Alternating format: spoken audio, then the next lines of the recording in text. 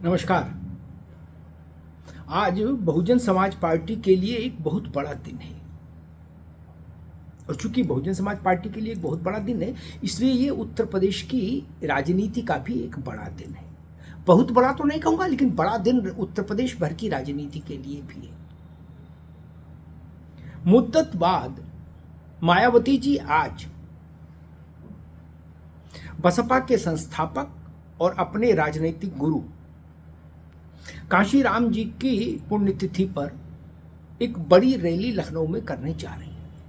मुद्दत बाद मायावती जी चुनाव के अलावा रैली में आ रही हैं।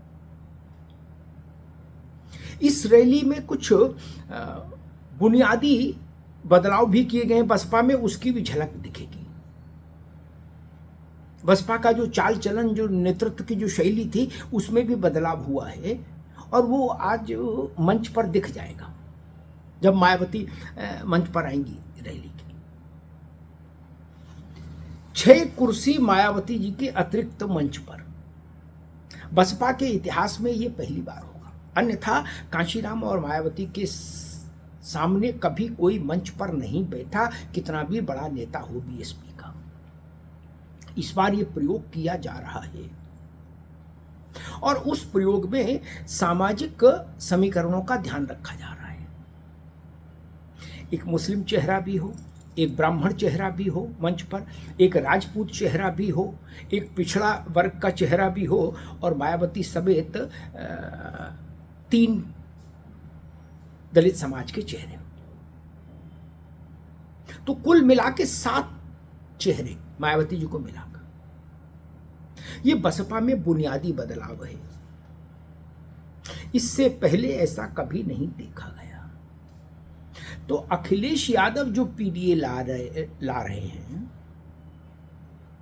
बेसिकली मायावती उस पीडीए की अपने किस्म की एक नई सामाजिक न्याय की व्यवस्था बना के उस पीडीए का काट करने का इंतजाम कर रही हैं।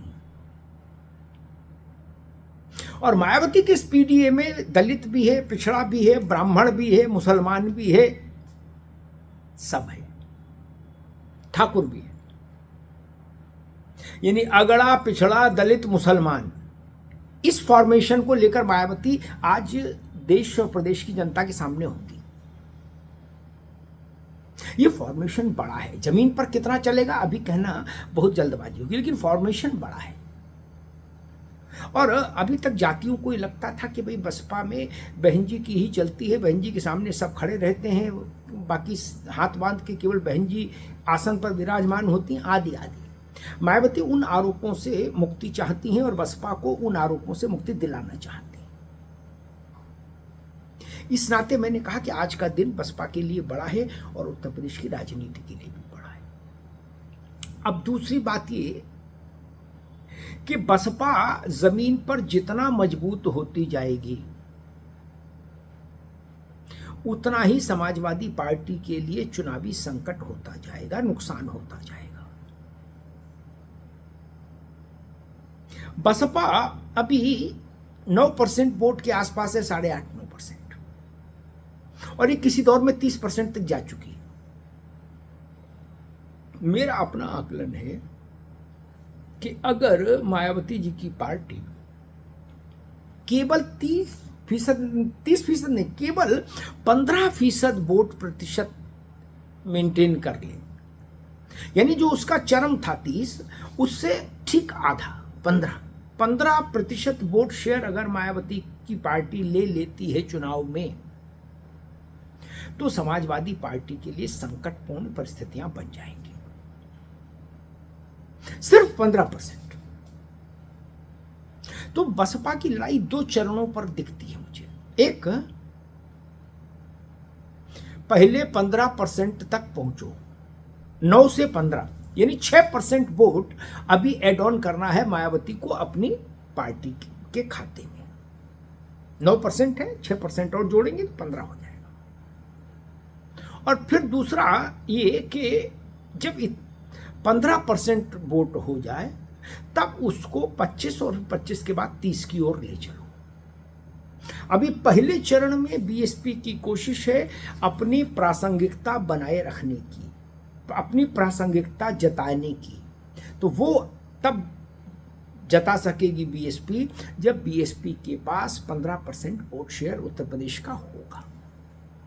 आज की रैली उसी 15% वोट शेयर को पाने की बीएसपी की, मायावती जी की इस नई यात्रा का पहला कदम है।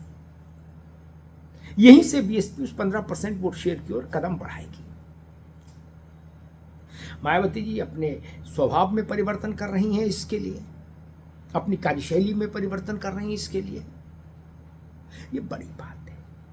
अन्यथा कहा जाता था कि मायावती जी अपनी शैली नहीं बदल सकती, लेकिन इस बार जो संकेत मिल रहे हैं वो बता रहे हैं कि मायावती ने पार्टी के लिए अपनी शैली को बदलने का फैसला कर लिया है।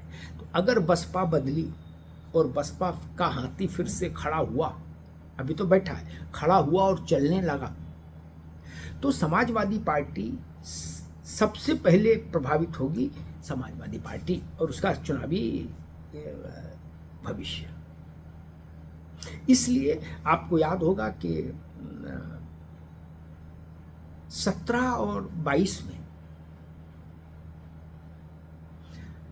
समाजवादी पार्टी को सबसे ज्यादा नुकसान बीएसपी ने ही पहुंचाया, 17 के चुनाव में भी और 22 के चुनाव में भी। देख लीजिए उठाकर लिस्ट, और वोट जिसको मिले वो पूरा काउंटिंग शीट उठा के देख लीजिए उत्तर प्रदेश विधानसभा चुनाव की, दोनों की।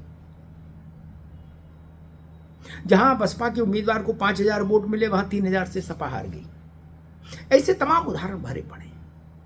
तो फिर मैं कह रहा हूं कि बीएसपी का हाथी अगर खड़ा हुआ और खड़ा होकर चलने लगा तो समाजवादी पार्टी की चुनावी संभावनाओं पर असर पड़ेगा। अब हाथी कितना चल पाएगा, कितनी तेज चल पाएगा, ये सब भविष्य की बातें हैं। लेकिन आज फिर मैं कहूँगा बीएसपी की हिस्ट्री में, बीएसपी के तवारीख में आज का दिन बड़ा है, ध्यान रखिएगा। धन्यवाद।